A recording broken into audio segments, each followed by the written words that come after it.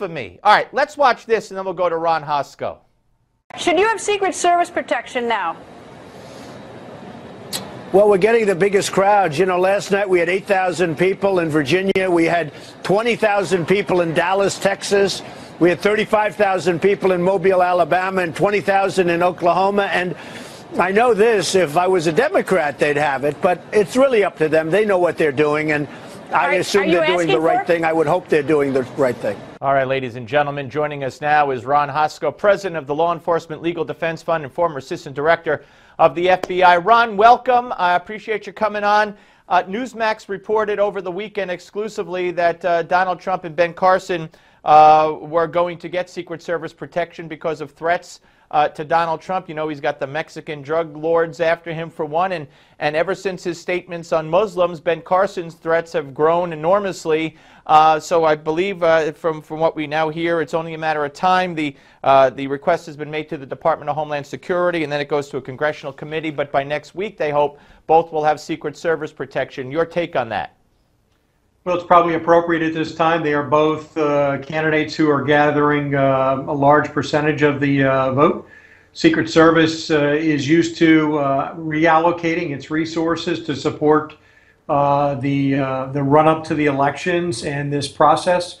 So it's probably time. And in this environment that we're in right now, particularly where you have both candidates saying some things that might be inflammatory to people, probably appropriate that they get the extra coverage. Yeah, all right, I couldn't agree more. Absolutely, but always better safe than sorry. All right, I want you to hear something that you've talked about, something that's riled you, and this is President Obama the other day. Let's watch and listen.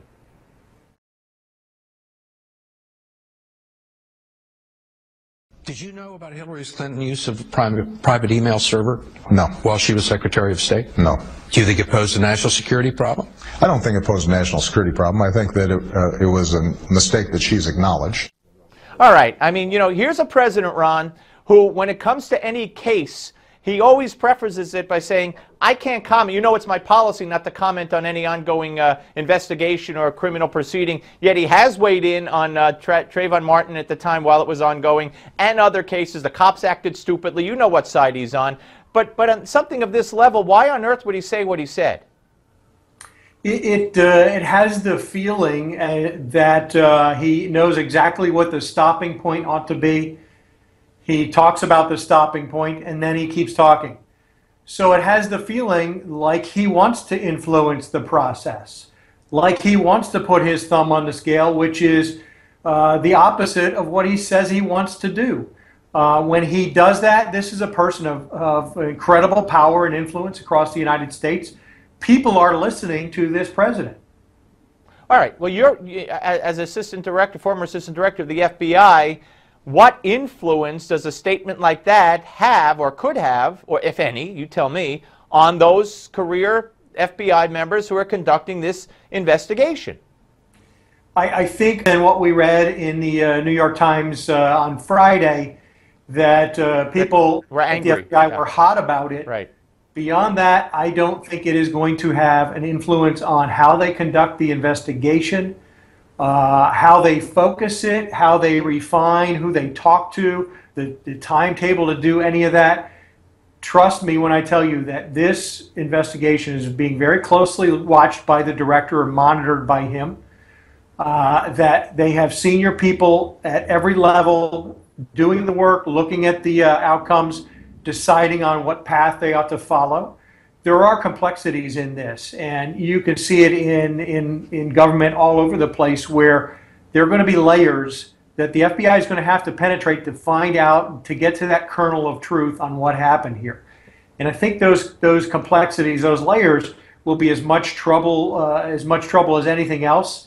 But the FBI is, other than maybe being agitated about it, very agitated, they're going to move and do the job that they have to do and present the case that they think is meritorious. All right, let's watch Hillary Clinton with Jake Tapper over the weekend, where she was asked about the emails, and you know, this response should really rile everyone. Watch. I know Bernie Sanders said that, quote, the American people are sick and tired of hearing about your damn emails. But there are a lot of people who are not. Well, including FBI officials looking into whether national security was compromised because of this server. She laughed. She laughed through the whole stupid, through the whole good question. Even when told the FBI wasn't amused, she laughed. She wiped her eye like she was crying. I mean, the nerve, the chutzpah, the in-your-face, the sense of entitlement that's portrayed in that scenario there, that what we just witnessed, is amazing. I can't disagree with any of those characterizations, and it makes you wonder, is this overacting, that she's going to play this role that it's so ridiculous that I'll just laugh my way through it? Trust me, when you're dealing with sensitive national security information and classified documents, it is not a laughing matter. People have been prosecuted for this, and as I look at the espionage statute, I look down to Section F that talks about people with lawful possession or control acting with gross negligence and permitting that information to be misused, mishandled, abstracted. So I think she ought to be concerned about that section. Her staff around her who played a role ought to be concerned with it. And then Section G of that same statute talks about when 2 or more people conspire to violate any of the sections above. So that conspiracy is just an unlawful agreement. And if that means if a couple of staffers said, here's how we're going to set this up.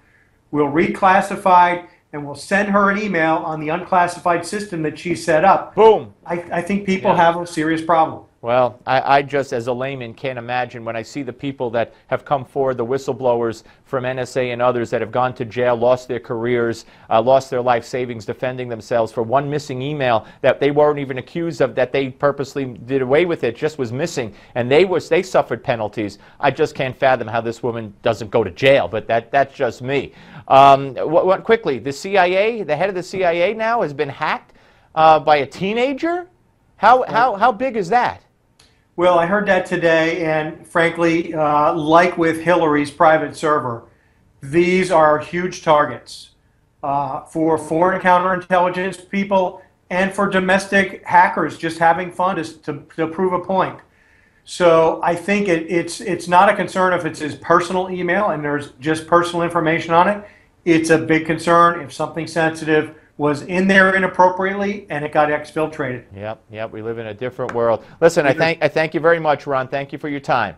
Happy to be with you. All right, my pleasure. All right, folks, up next, Dennis Ross, and you know him well, Ambassador Dennis Ross, Peace Process. He'll talk to us about what's going on in Israel and his new book, Doomed to Succeed, about the relationship between the United States and Israel. Don't miss it.